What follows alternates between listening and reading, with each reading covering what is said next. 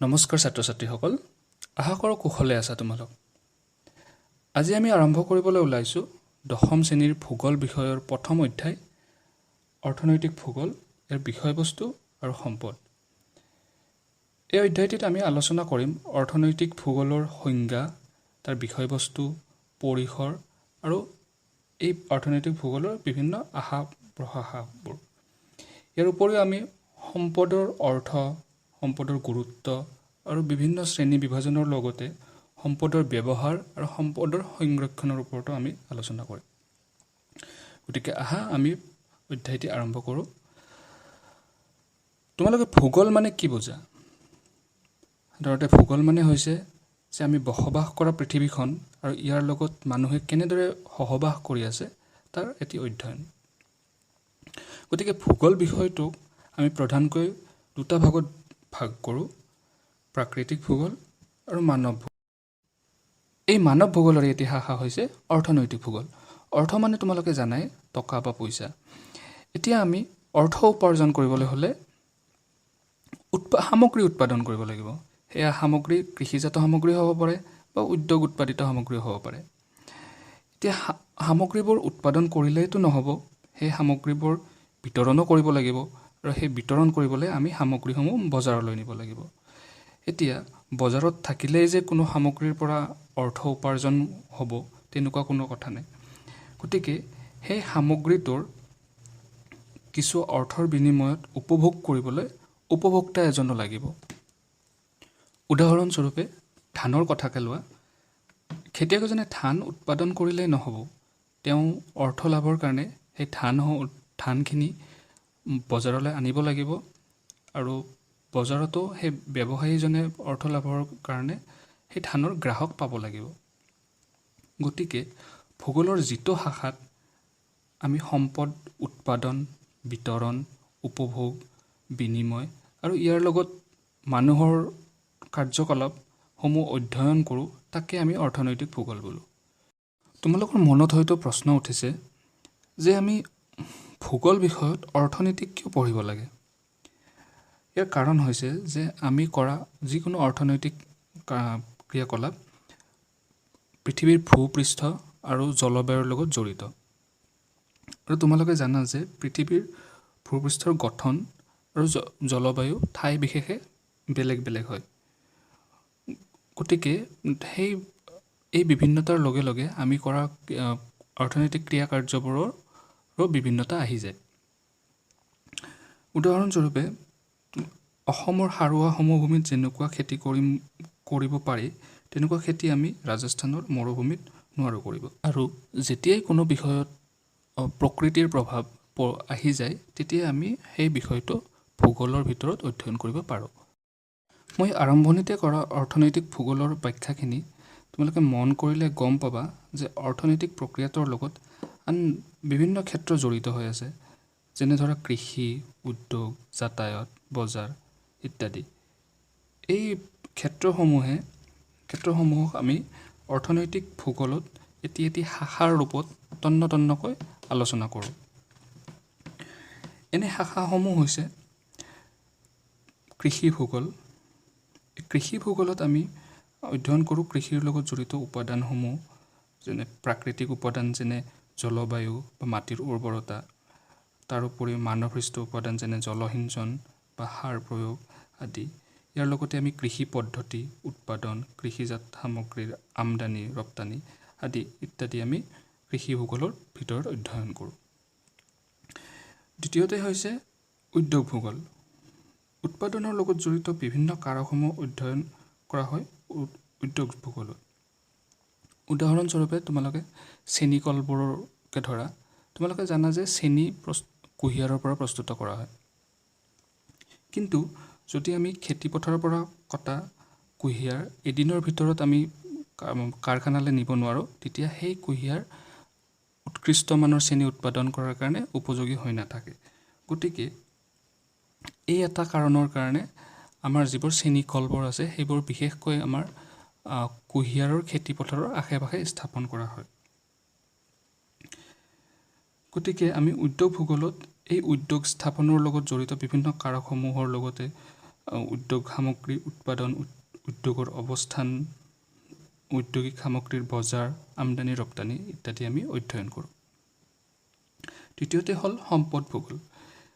ইয়াত আমি সম্পদৰ প্ৰকাৰ, আঞ্চলিক বিতৰণ, সম্পদৰ উদ্ঘাটন তথা উৎপাদনৰ লগত জড়িত কাৰকসমূহ, সম্পদ আৰু উন্নয়নৰ সম্পৰ্ক, সম্পদৰ সংৰক্ষণ আৰু ব্যৱস্থাপনা আদি অধ্যয়ন কৰোঁ।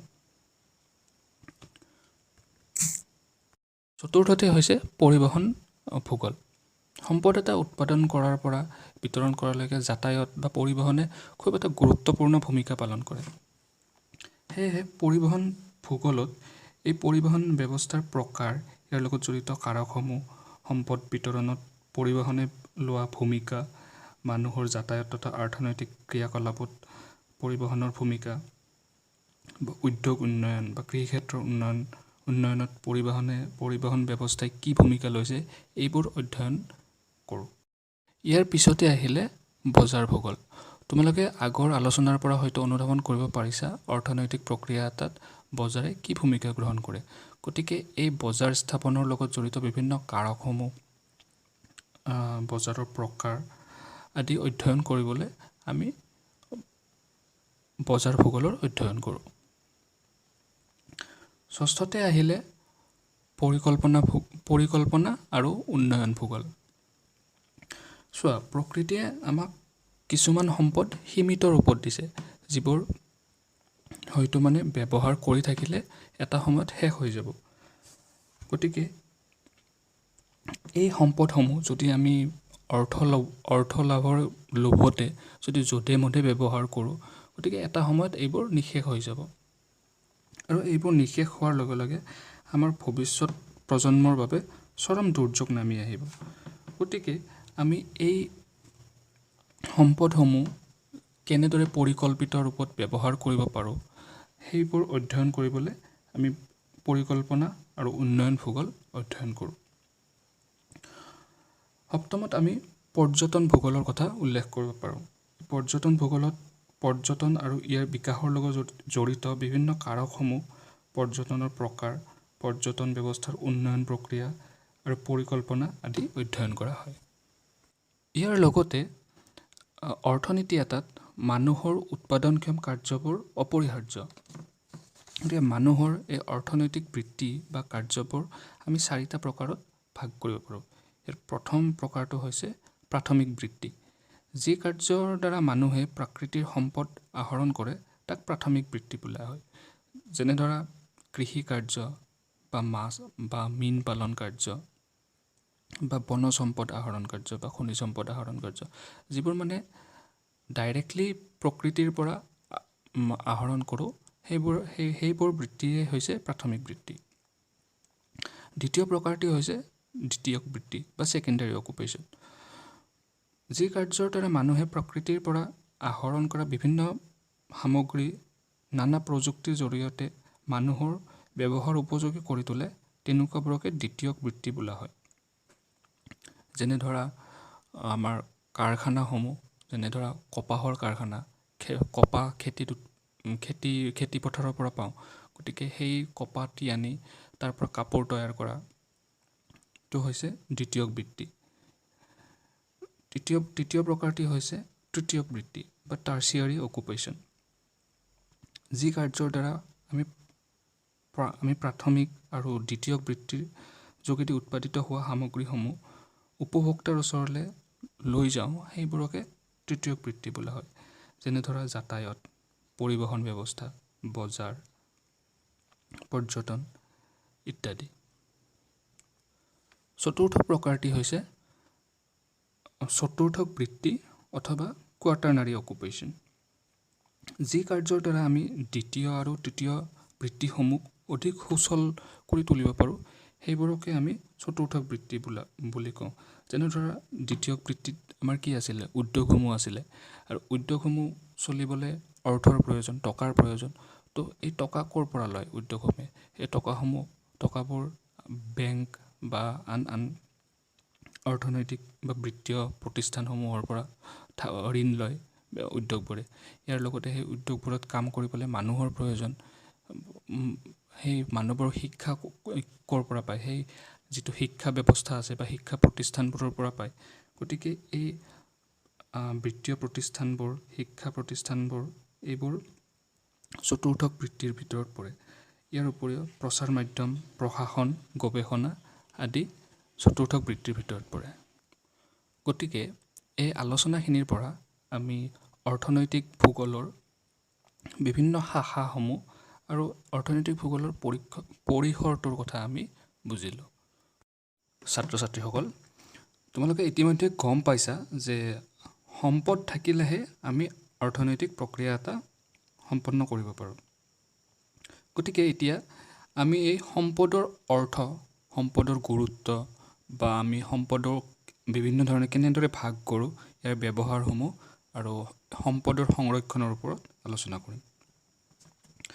সাধাৰণতে সম্পদ মানে আমি যদি সহজ ভাষাত ক'বলৈ যাওঁ, তেতিয়া জীৱন ধাৰণৰ বাবে প্ৰয়োজনীয় সকলো সামগ্ৰীকে আমি সম্পদ ৰূপে ধৰিব পাৰোঁ। যেনে ধৰা বায়ু, খাদ্য, পানী, মাটি, ঘৰ দুৱাৰ আদি সকলো বস্তু আমি সম্পদ হিচাপে ধৰিব পাৰোঁ।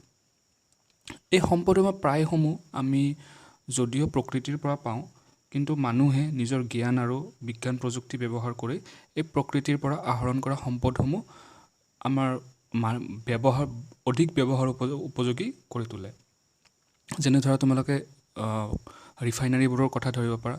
আমাৰ যিটো খনিজ তেল, সেই খনিজ তেলসমূহ আমি ৰিফাইনাৰীত নি তাৰ পৰা যিবোৰ আমাৰ পেট্ৰলিয়াম প্ৰডাক্টছ আছে, আমি পেট্ৰলিয়াম উৎপাদন কৰোঁ, ডিজেল উৎপাদন কৰোঁ।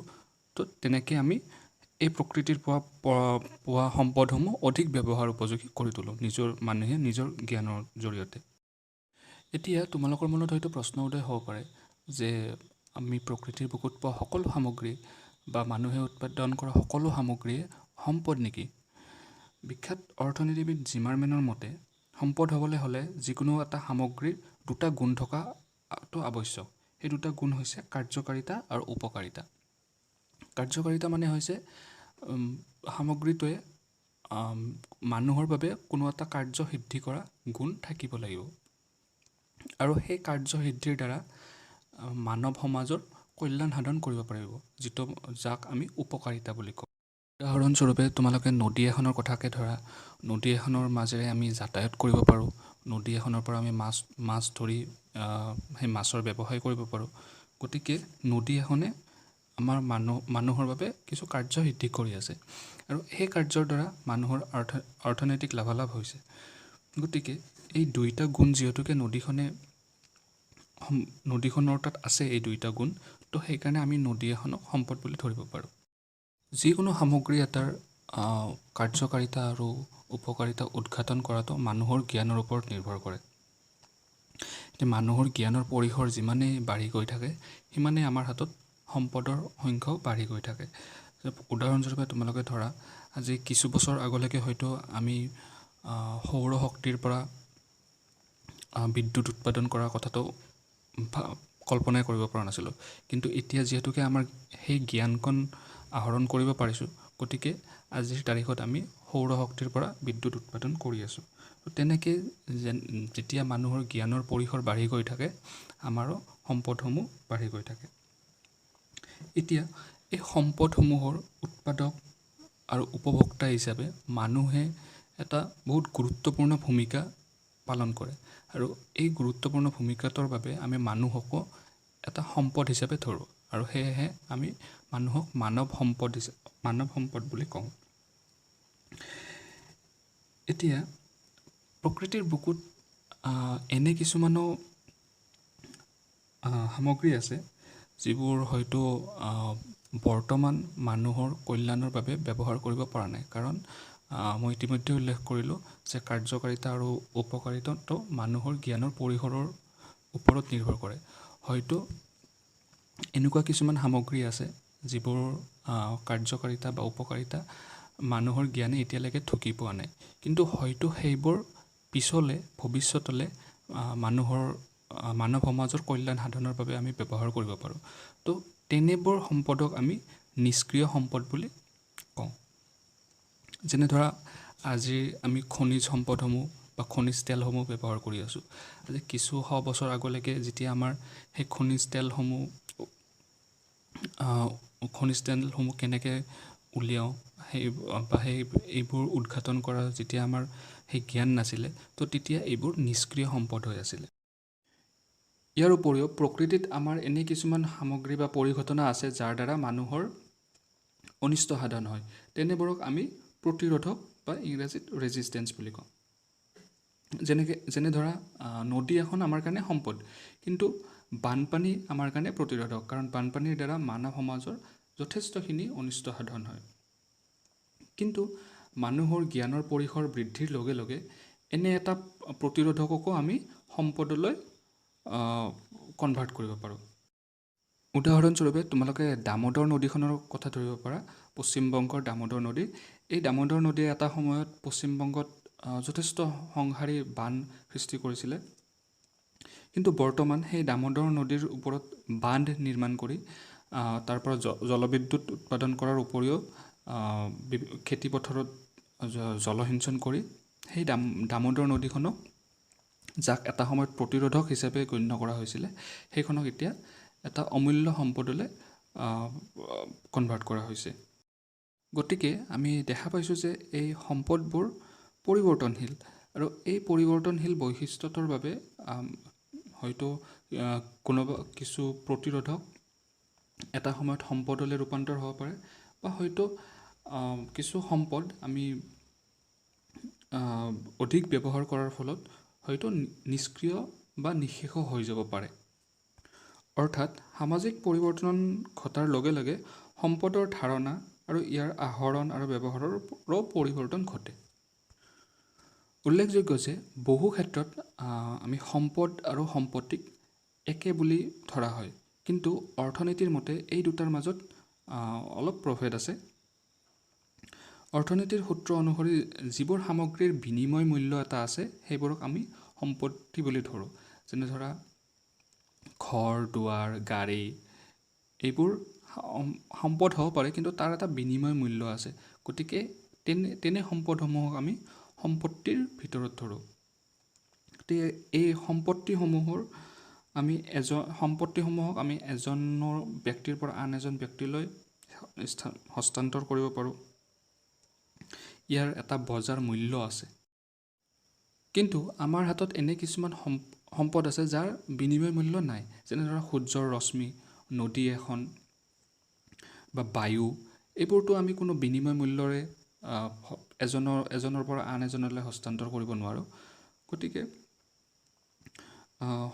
আমি ক'ব পাৰোঁ যে সকলো সম্পত্তিয়ে সম্পদ, কিন্তু সকলো সম্পদ সম্পত্তি নহয়। গতিকে আমি সম্পত্তিৰ দৰে সম্পদক এজন ব্যক্তিৰ পৰা আন এজন ব্যক্তিলৈ হস্তান্তৰ কৰিব নোৱাৰোঁ। তদুপৰি সম্পদৰ দ্বাৰা আমাৰ সদায় মানুহৰ উপকাৰ সাধন হয়, কিন্তু হয়তো এনে কিছু সম্পত্তি থাকিব পাৰে যাৰ দ্বাৰা মানুহৰ অনিষ্ট সাধন হয়। যেনে ধৰা আমাৰ মৰণাস্ত্ৰসমূহ, বোমাসমূহ, সেইবোৰৰ এটা বজাৰ মূল্য আছে, কিন্তু সেইবোৰ ব্যৱহাৰ কৰিলে আমি কি পাওঁ? যুদ্ধ পাওঁ, মানুহৰ মৃত্যু ঘটে, ধ্বংসলীলা হয়। গতিকে তেনেবোৰক আমি সম্পদ হিচাপে ধৰিব নোৱাৰোঁ। গতিকে সম্পত্তি এটাই যে সদায় মানুহৰ কল্যাণ সাধন কৰিব পাৰিব, তেনেকুৱা কোনো কথা নাই। ছাত্ৰ ছাত্ৰীসকল, এই সম্পদসমূহক আমি বিভিন্ন শ্ৰেণীত বিভাজন কৰিব পাৰোঁ। গতিকে এতিয়া আমি এই বিভাজনসমূহৰ ওপৰত আলোচনা কৰিম। প্ৰথমতে আমি সম্পদসমূহক কেনেদৰে সৃষ্টি হয় বা সৃষ্টি প্ৰক্ৰিয়াটো অনুসৰি বিভাজন কৰিব পাৰোঁ। এই প্ৰক্ৰিয়াটো অনুসৰি আমি তিনিটা ভাগত ভাগ কৰিব পাৰোঁ। সেইকেইটা হৈছে প্ৰাকৃতিক সম্পদ, মানৱসৃষ্ট সম্পদ আৰু মানৱ সম্পদ। প্ৰাকৃতিক সম্পদ মানে আমি যিবোৰ সম্পদ প্ৰকৃতিৰ পৰা পাওঁ, সেইবোৰে হৈছে প্ৰাকৃতিক সম্পদ। যেনে ধৰা নদী, মাটি, বায়ু, পানী, গছ-গছনি, জন্তু, এই সকলোবোৰ প্ৰাকৃতিক সম্পদ। এতিয়া মানৱসৃষ্ট সম্পদ মানে হৈছে সেই প্ৰাকৃতিক সম্পদসমূহৰ পৰা মানুহে তৈয়াৰ কৰা যিবোৰ সম্পদ হৈছে, সেইবোৰ হৈছে মানৱসৃষ্ট সম্পদ। যেনে ধৰক ঘৰ, দুৱাৰ, গাড়ী, যন্ত্ৰ পাতি, এই সকলোবোৰ মানৱসৃষ্ট সম্পদ। আৰু তৃতীয়তে হৈছে মানৱ সম্পদ। মানুহক আমি কিয় মানৱ সম্পদ বুলি কওঁ মই অকণমান আগতে আলোচনা কৰিছোঁ। গতিকে মানুহৰ সম্পদ সৃষ্টি আৰু উপভোগ কৰাৰ যিটো ভূমিকা মানুহৰ, সেইটো কাৰণে আমি মানুহকো সম্পদ হিচাপে গণ্য কৰোঁ। তো সেইকাৰণে আমি মানুহক মানৱ সম্পদ বুলি কওঁ। ইয়াৰ পিছৰ বিভাজনটো হৈছে আমি গঠন অনুসৰি সম্পদক বিভাজন কৰোঁ দুটা ভাগত। এটা হৈছে জীৱীয় সম্পদ আৰু আনটো হৈছে অজীৱীয় সম্পদ। জীৱীয় সম্পদ মানে তোমালোকে গমেই পাইছা, যিবোৰ সম্পদ জীৱিত ৰূপত আমি পাওঁ সেইবোৰ হৈছে জীৱীয় সম্পদ, যেনে মানুহ, গছ গছনি, জীৱ জন্তু, এই সকলোবোৰ জীৱীয় সম্পদ। আৰু অজীৱীয় সম্পদ আন যিবোৰ আছে আমাৰ জড় ৰূপত আমি যিবোৰ পাওঁ, মাটি, ঘৰ দুৱাৰ, যন্ত্ৰপাতি আদি সকলোবোৰ অজীৱীয় সম্পদ। ইয়াৰ পিছতে আমি সম্পদ এটা কিমান সময়লৈ উপলব্ধ থাকিব বা সম্পদ এটাৰ স্থায়িত্ব কেনেকুৱা সেইটো অনুসৰি আমি দুটা ভাগত সম্পদসমূহক ভাগ কৰিব পাৰোঁ। সেই দুটা হৈছে নৱীকৰণযোগ্য সম্পদ আৰু অনৱীকৰণযোগ্য সম্পদ। নৱীকৰণযোগ্য সম্পদ মানে হৈছে যিবোৰ সম্পদ আমি অনবৰত ব্যৱহাৰ কৰি থাকিলেও নৱীকৰণ প্ৰক্ৰিয়াৰে সেই সম্পদসমূহ নিঃশেষ হৈ নাযায় কেতিয়াও। তো তেনে সম্পদবোৰকে আমি নৱীকৰণযোগ্য সম্পদ বুলি কওঁ। যেনে ধৰা সূৰ্যৰ ৰশ্মি, বায়ু, এইসমূহ হৈছে আমাৰ নৱীকৰণযোগ্য সম্পদ। আনহাতে অনৱীকৰণযোগ্য সম্পদসমূহ হৈছে যিবোৰ প্ৰকৃতিৰ বুকুত সীমিত ৰূপত আছে আৰু এইবোৰ ব্যৱহাৰ কৰি থাকিলে এটা সময় পিছত নিঃশেষ হৈ যাব পাৰে। তো তেনে সম্পদসমূহ আমি অনৱীকৰণযোগ্য সম্পদ বুলি কওঁ। যেনে ধৰা আমাৰ খনিজ তেলসমূহ, তো তেনেকুৱাবোৰ হৈছে আমাৰ অনৱীকৰণযোগ্য সম্পদ। ইয়াৰ পিছতে মালিকী স্বত্বৰ ওপৰত ভিত্তি কৰি মানে সম্পদসমূহৰ মালিকী কাৰ ওচৰত আছে তাৰ ওপৰত ভিত্তি কৰিও আমি সম্পদসমূহক তিনিটা ভাগত ভাগ কৰোঁ। এই তিনিটা ভাগ হৈছে ব্যক্তিগত সম্পদ, জাতীয় সম্পদ আৰু আন্তৰ্জাতিক সম্পদ। যি সম্পদৰ দখল বা অধিকাৰ কোনো মানুহৰ হাতত থাকে, কোনো এজন ব্যক্তিৰ হাতত থাকে, তেনেকুৱা সম্পদসমূহক আমি ব্যক্তিগত সম্পদ বুলি কওঁ। যেনে ধৰা যন্ত্ৰপাতি, ঘৰ, সেইবোৰ হৈছে আমাৰ ব্যক্তিগত সম্পদ।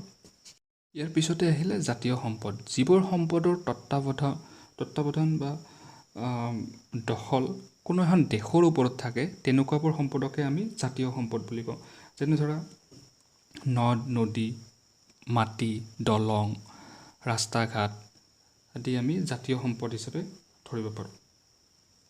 ইয়াৰ পিছতে আহে আন্তৰ্জাতিক সম্পদ। যি সম্পদৰ সমূহৰ ওপৰত এখন দেশতকৈ বেছি দেশৰ অধিকাৰ থাকে বা বিশ্বৰ সমগ্ৰ দেশৰে অধিকাৰ থাকে, তেনেকুৱাবোৰ সম্পদক আমি আন্তৰ্জাতিক সম্পদ বুলি কওঁ। যেনে ধৰা উদাহৰণস্বৰূপে ধৰা যদি এখন নদী এখনতকৈ বেছি দেশৰ মাজেৰে পাৰ হৈ যায়, যেনে ধৰা আমাৰ ব্ৰহ্মপুত্ৰটোৰ উদাহৰণকে লৈ লোৱা। ব্ৰহ্মপুত্ৰটো চীনৰ মাজেৰেও গৈছে, ভাৰতৰ মাজেৰেও গৈছে আৰু বাংলাদেশৰ মাজেৰেও গৈছে। গতিকে এই ব্ৰহ্মপুত্ৰটো হৈছে এটা আন্তৰ্জাতিক সম্পদ। ঠিক তেনেদৰে আমাৰ যিবোৰ মহাসমুদ্ৰসমূহ আছে, সেই মহাসমুদ্ৰসমূহৰ ওপৰত কোনো দেশৰ অধিকাৰ নাথাকে। সেই মহাসমুদ্ৰসমূহত সকলো দেশৰে অধিকাৰ থাকে। গতিকে মহাসমুদ্ৰসমূহ হৈছে আমাৰ আন্তৰ্জাতিক সম্পদ।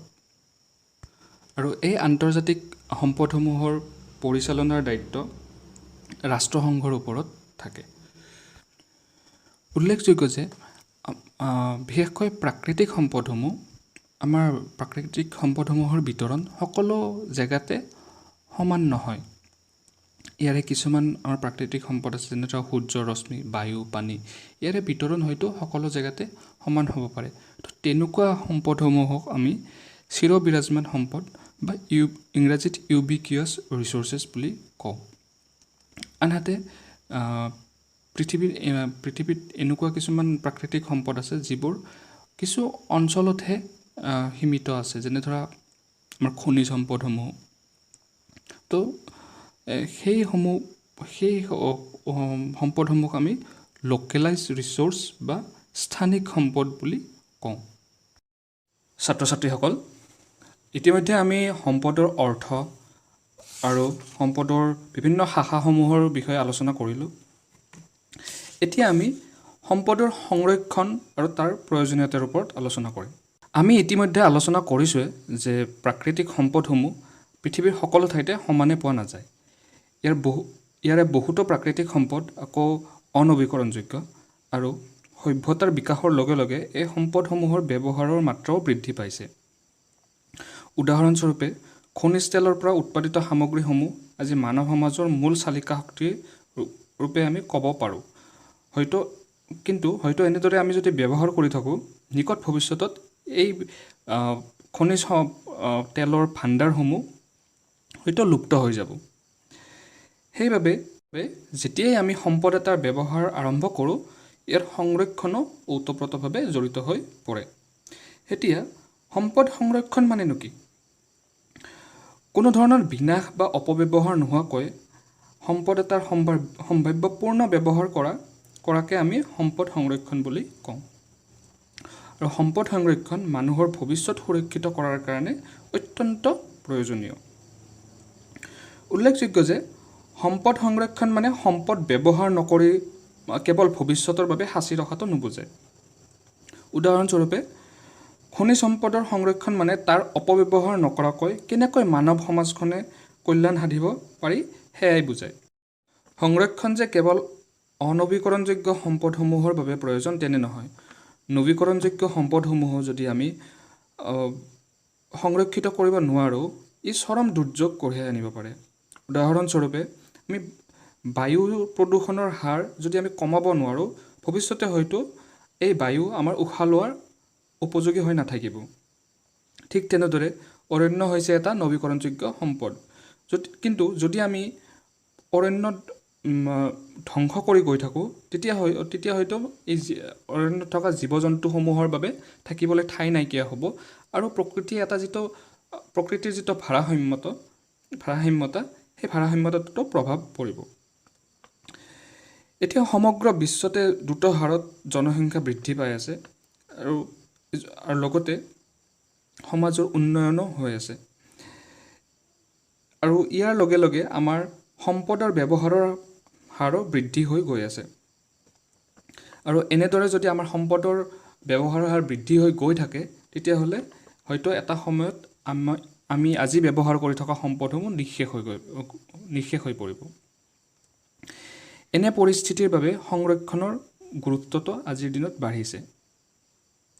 এতিয়া আমি বহনক্ষম উন্নয়নৰ ওপৰত অধিক গুৰুত্ব আৰোপ কৰোঁ। বহনক্ষম উন্নয়ন মানে হৈছে আমি সম্পদৰ ব্যৱহাৰ অধিক সুচাৰুৰূপে পৰিচালনা কৰি অৰ্থনৈতিক উন্নয়ন সাধন কৰাৰ লগতে ভৱিষ্যত প্ৰজন্মৰ বাবে যাতে আমি এই সম্পদখিনি সংৰক্ষণ কৰিব পাৰোঁ, সেইটোৱে বহনক্ষম উন্নয়নৰ মূল মন্ত্ৰ। এতিয়া আমি সম্পদ সংৰক্ষণৰ প্ৰয়োজনীয়তা বুজি পালোঁ, কিন্তু এই সম্পদ সংৰক্ষণ কোনে পৰিচালনা কৰিব? সেইকাৰণে তেনেবোৰ লক্ষ্য ৰাখিয়ে সম্পদ সংৰক্ষণৰ বাবে আন্তঃৰাষ্ট্ৰীয়, ৰাষ্ট্ৰীয়, আঞ্চলিক, চৰকাৰী, বেচৰকাৰী আদি বিভিন্ন পৰ্যায়ত সংগঠন কিছুমান গঠন কৰা হৈছে। এই ক্ষেত্ৰত ৰাষ্ট্ৰসংঘৰ অন্তৰ্গত UNESCO, ইউনেস্কোৰ প্ৰচেষ্টাত IUCN মানে international union for conservation of nature গঠন কৰা হয়। আৰু IUCNে সমগ্ৰ বিশ্বৰে পৰিৱেশ সংৰক্ষণ আৰু জৈৱ বৈচিত্ৰ্যৰ সম্পৰ্কে অধ্যয়ন কৰে। এই IUCNৰ নেতৃত্বতে WWF ফৰ নেচাৰ মানে world wide fund for nature আৰু বিশ্ব সংৰক্ষণ নিৰীক্ষণ কেন্দ্ৰ মানে ৱৰ্ল্ড কনজাৰ্ভেশ্যন মনিটৰিং চেণ্টাৰ স্থাপিত হৈছে। আমাৰ ভাৰতবৰ্ষতো চৰকাৰীভাৱে বা বেচৰকাৰীভাৱে বিভিন্ন সংগঠন বা বিভাগ আছে, যাৰ দ্বাৰা এই সম্পদ সংৰক্ষণ পৰিচালনা কৰা হয়। এতিয়া এই সম্পদ সংৰক্ষণ প্ৰক্ৰিয়াটো নিজে নিজে কাৰ্যক্ষম হৈ থাকিব নোৱাৰে। ইয়াৰ সঠিক ৰূপায়ণৰ বাবে প্ৰয়োজন সুবিবেচিত আৰু সুপৰিকল্পিত আঁচনি। সেয়েহে সম্পদ সংৰক্ষণ ফলপ্ৰসূ কৰিবলৈ আমি বিভিন্ন আঁচনি হাতত ল'ব পাৰোঁ, যেনে বিকল্প সম্পদৰ সন্ধান। যেতিয়া আমি এটা সম্পদ ব্যৱহাৰ কৰি থাকোঁ, সেই ব্যৱহাৰৰ লগে লগে আমি সম্পদৰ বিকল্প সন্ধানৰ প্ৰক্ৰিয়াও চলাই গৈ থাকিব লাগে।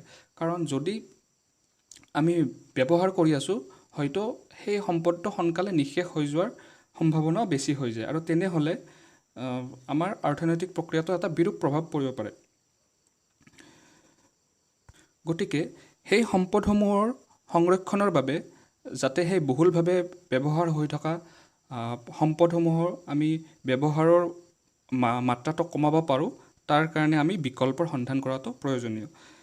উদাহৰণস্বৰূপে কয়লা, খনিজ তেল, প্ৰাকৃতিক গেছ আদি ব্যৱহাৰ হ্ৰাস কৰিবলৈ সৌৰ শক্তি, জলবিদ্যুৎ শক্তি, বতাহ শক্তি, জৈৱ শক্তি আদি নৱীকৰণযোগ্য সম্পদ ব্যৱহাৰ বৃদ্ধি কৰিব লাগে। ইয়াৰ উপৰিও আমি পুনৰাৱৰ্তনৰ ওপৰতো গুৰুত্ব আৰোপ কৰিব লাগে। যিকোনো এটা সামগ্ৰী উৎপাদন কৰিবলৈ শক্তি আৰু অৰ্থৰ প্ৰয়োজন। গতিকে যদি আমি ব্যৱহাৰ উপযোগী বৰ্জিত সামগ্ৰীসমূহ পুনৰ ব্যৱহাৰ কৰিব পাৰোঁ, তেতিয়াহ'লে আমি সেইবোৰ উৎপাদন কৰোঁতে ব্যৱহাৰ কৰা কেঁচা সামগ্ৰীসমূহৰ সংৰক্ষণ কৰিব পাৰিম। উদাহৰণস্বৰূপে আমি পলিথিন বেগ বা প্লাষ্টিক বটল, কাগজ, লোহা আদি যিবোৰ আমাৰ পেলনীয়া এই সামগ্ৰীসমূহ ওলায়, সেইবোৰ আমি ব্যৱহাৰ কৰি পুনৰ ব্যৱহাৰ কৰি কিছুমান নতুন নতুন আমি সামগ্ৰী তাৰ পৰা প্ৰস্তুত কৰিব পাৰোঁ। ইয়াৰ লগতে আমি অভিযোজন বা নৱপ্ৰচলন বা ইন'ভেশ্যনৰ ওপৰতো গুৰুত্ব আৰোপ কৰিব লাগিব। কাৰণ আমি যিবোৰ প্ৰক্ৰিয়াৰে সম্পদসমূহ মানুহৰ বাবে ব্যৱহাৰ উপযোগী কৰি তোলোঁ, অভিযোজনৰ জৰিয়তেহে আমি সেইবোৰ অধিক ফলপ্ৰসূ কৰিব পাৰিম, আৰু তেনে কৰিলেহে আমাৰ কম সম্পদ ব্যৱহাৰতে আমি অধিক উৎপাদন কৰিব পাৰিম, আৰু তেনে কৰিলেহে আমাৰ সম্পদ সংৰক্ষিত হ'ব। যেনে ধৰা ৰাসায়নিক সাৰ আৰু ৰাসায়নিক কীটনাশক আদিৰ প্ৰয়োগৰ দ্বাৰা মাটিত হ'ব পৰা ঋণাত্মক প্ৰভাৱ ৰোধ কৰিবলৈ আমি জৈৱ সাৰ বা জৈৱ কীটনাশক আদি প্ৰয়োগত বেছি গুৰুত্ব আৰোপ কৰিব লাগিব। ইয়াৰ লগতে আমি যিবোৰ বৰ্জিত দ্ৰব্য, সেইবোৰৰ পৰিমাণো হ্ৰাস কৰিবলৈ চেষ্টা কৰিব লাগিব।